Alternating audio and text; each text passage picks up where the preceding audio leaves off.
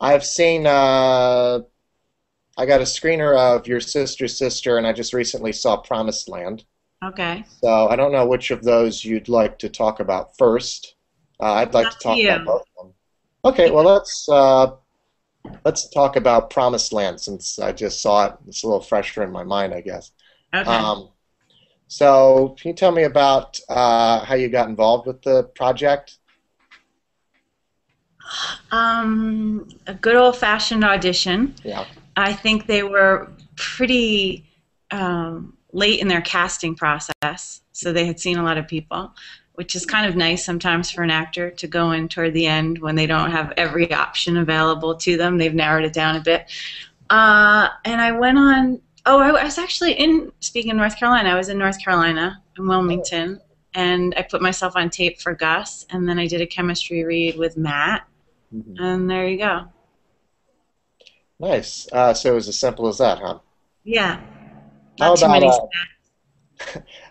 many. Your sister's sister? How'd you get involved with that project? That was totally different. I woke up on a Saturday morning to a call um, from an actor who had to bail out on the project, who was devastated because she loved it and was really looking forward to working with Lynn, and said, "You're going to get offered this movie, and please say yes. You'll have the best time, I promise." And I thought to myself, well, I hope it shoots on the Paramount lot because I was doing season 3 of United States of Terra. Hmm. Um, and it didn't. It shot in the San Juan Island off the coast of Seattle, but somehow the producers on the Showtime show worked it out. So I kind of just commuted between Paramount and Orcas Island and did 2 episodes of Tara and our entire movie in 9 days. It was pretty Really? wild. So you Yeah. shot that entire movie in just a matter of days, huh? That's Yeah, I got the job on a Saturday, and I was shooting Tara on Tuesday, and then got on a plane, and then just went back and forth for about a week and a half. I mean, wow. that movie shot fast. Yeah, That's incredible. I yeah, had no idea that was that quick of a turnaround. That's really yeah. great.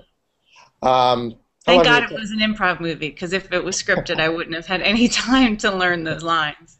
Right. Yeah, I noticed you were listed as what was the credit? Uh, creative Oh, a consultant or script something? supervisor. Yeah, Yeah, all of something us like that. were, I guess, because of Right. the nature Yeah. of it. Yeah. Yeah. I was. It felt very.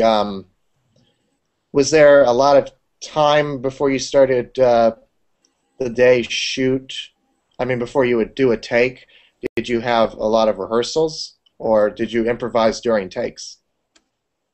No, yeah, no rehearsal. We would just, it was sort of like I met Mark Duplass on the seaplane, and it was sort of like, hey, Mark, I'm Ro. Nice to meet you. I think we're doing a drunk scene and a sex scene and the intro scene, and it's just on.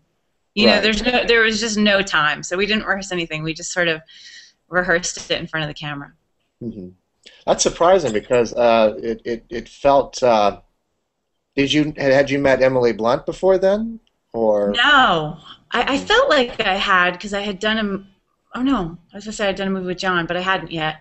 Um, no, maybe I just felt like it because I admired her so Right. much. I think she's such a great actress. And Mark, I did accost in the New Orleans airport just to tell him what a fan I was of Hump Day. Right. And so when their casting process got wonky, he said, if Rose is available, I know she'll do it because she accosted me in the airport and said she loves me. So, Yeah. yeah. So I met him briefly before as a stalker. Well, that's Yeah. surprising because I really bought the relationship between the three of you. It seemed very, Thanks. yeah, well, you're welcome. I guess that's a compliment to the three of you and to the director for, Yeah, I feel like in general that whole, I mean, Lynn does create a real atmosphere of trust on set, and the entire crew, it's a really tiny crew, and we all stayed together on this family's property, and we cooked all our meals together, and we ate all our meals together. So it was kind of instant bonding.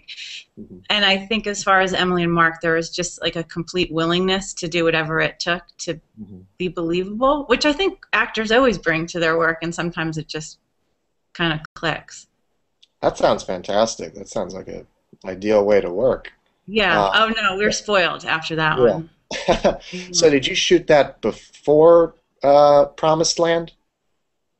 Or Yeah, about a year and a half before, I think. We just shot Promised Land this spring. I was actually amazed at how fast they edited it right, and yeah, I'd got forgotten it out that. there. Yeah, Yeah. that was a quick turnaround. Um, so how many days did you shoot on that? I don't know. That was fast too. That's, Mhm. was a lower budget for that kind of a movie. I want to say, I don't know, maybe, I mean, the movie probably shot over 3 or 4 weeks, or maybe it was 6 weeks, and I shot probably about 10 days over that Mhm. entire time. What Yeah. was it like working with Gus Van Sant? What kind of environment does he Awesome. create? Yeah. He's so low key, and he works with so much trust in the actors and the crew and the camera department, and I think he's always willing just to try the best idea. Mhm. He rarely gives notes. I think he gave me 2 notes the entire time. The first one was when you sat down on the bar stool, it made a little noise. Maybe don't do that next time. And the other one was, okay, we got that. This is the last day of shooting. Now let's just do one wilder and weirder. So he Yeah. really kind of stays out of the way and lets everyone do their thing. And John Krasinski and Matt Damon wrote it, so they were on hand if we had like script questions or what does this mean questions. And yeah, it Mhm. was a really lovely environment. Right. I've always been such a fan of his work. I think Me he's too.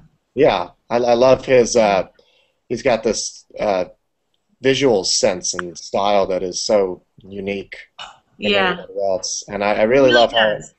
yeah, Yeah, and I love how in his more I guess you could categorize this as being one of his more mainstream works. He sure. still applies that same visual sense to it. He still has his own personal stamp to it. Well, I feel for me, one of the triumphs of Promised Land is that you really care about the land. Hmm. You know what I mean? Like the way his shooting style, it's so beautiful and it's so Right, expansive, and it's another character in the movie, this right. farmland and this town and this community, and so much of that is not the actors or the words. It's Gus behind the camera, and I was really struck by that. Right, yeah, I was struck seeing it too. I remember there's this moment in the film where uh, Damon is trying to learn how to drive the stick shift, and he Hmm. keeps cutting to this shot of birds on the telephone wires.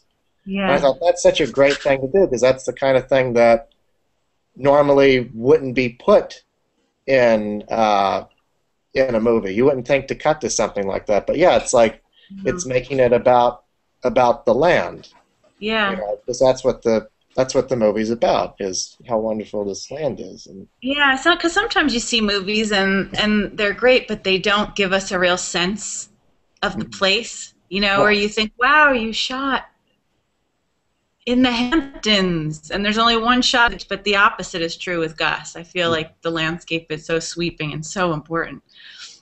right. Yeah. Did you get to? I can't remember. Did you have any scenes with Hal Holbrook? No, well, I just had group scenes, town hall scenes with him, Oh, and it was so amazing to watch him work because, he's up there now, and he did not go up on one line, one word. He had these long speeches, and he would yeah, go toe to toe with Matt, and he just nailed it every time. It was yeah. like a master class in acting. Yeah. Yeah, I'm such a fan of his. I'm glad that he's having this sort of late career revival after Into the Wild and and did you ever see That Evening Sun? I didn't. He's really great in that. Uh, I'll have to see that. yeah, should check it out. Again, another movie about similar kind of themes to Promised Land about the value of the land, so to speak, Yeah. and the Yeah. beauty of that. Yeah. Uh, Okay. so, acting alongside in this case, you're acting with the screenwriters. Can you talk a bit about Yeah. Well, I guess you had that sort of. I guess you had that same experience on your sister's sister, and the fact that it was all improvised. So. Sure. The difference was Lynn was like, here's a script, don't say any of the words. They're Right. not important. And with these guys, I think the words were very important. Hmm. Um, I they they worked so well and so hard on the script that if something wasn't making sense, or if there was a scene that needed to come more sharply into focus, I think John in particular would go home and like write until 3 in the morning, Right. and then come to work at 6, and then he'd hand us the new pages. But yeah, they did a really amazing job with it, I think, as writers and actors, but also as writers. Is It that, keeps flashing, I think, to Tom's office. Do you see that too? yeah, I do. Yeah. Oh, okay. There's nice little cuts here. I wonder if I can click on you. I'm so afraid to touch anything in the fear that it'll. I'll knock go me out. away. Here we go. Yeah. It's like some weird Fellini movie. I see you, and then I see a picture of an Oscar, and then I see you, and then I see It's a like it's some subliminal ominous. messaging here. Yeah. It's like talk to us, and maybe we can help you along your path of getting It's that so Oscar. crazy. Yeah. Yeah.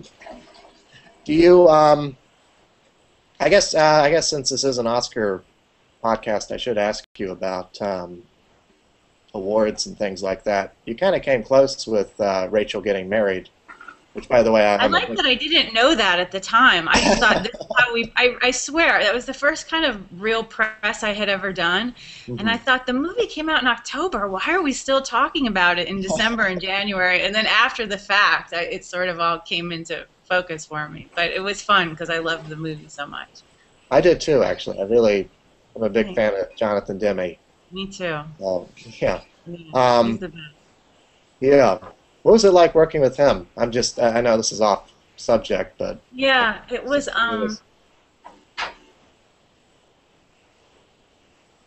that's one of those ones that was hard to top because it was like doing great theater. Jonathan just had 2, sometimes 3 cameras, sometimes more, kind of going all the time. And again, like Promised Land, it was just a stellar cast, and it wasn't improv at all, really, but it felt like it because we did these sort of long, luxurious takes. If there were 15 pages, we did them all in a row. If you walked into a room that had no lights on, the actor turned them on. You know what I mean? It wasn't the lighting department that gave you light. And he, like Gus, is really open and really trusts the actor. So kind of anything can happen in that environment, I feel like. Well, it sounds like that's the kind of it's what you look for in material. It's just finding that kind of I lost my train of thought. That kind of freedom of that kind of freedom of expression in your work. It really does come across, at least in those 3 films that I've seen. It makes a difference, Yeah. I mean, you're lucky when you get a great script, and you're lucky when someone knows how to put a movie together. But I feel like not every environment is conducive to actors doing their best work, and I think there's a reason those guys like Jonathan and Gus, and I'd put Lynn in this category too. They really create an atmosphere. You know what I mean? Where you can feel safe to, like, the container is really sturdy and you can get your hands dirty. Yeah. Thank you so much for talking with me. Sure. Thanks for interviewing me. And it was nice to meet you. It was nice to meet you. It was a great pleasure speaking with you. Thanks, Zach. Thank you. Have a good Thanksgiving. Take care. You too. Thank you.